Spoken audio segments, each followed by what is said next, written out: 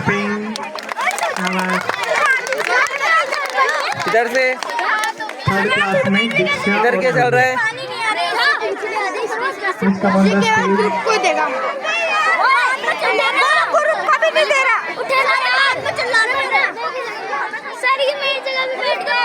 अरे भाई ये डांस करने वाले इधर क्या चल रहा है? बीच में थकते नहीं इधर डांस करना है तो खड़े रहो। सब एक बार करो।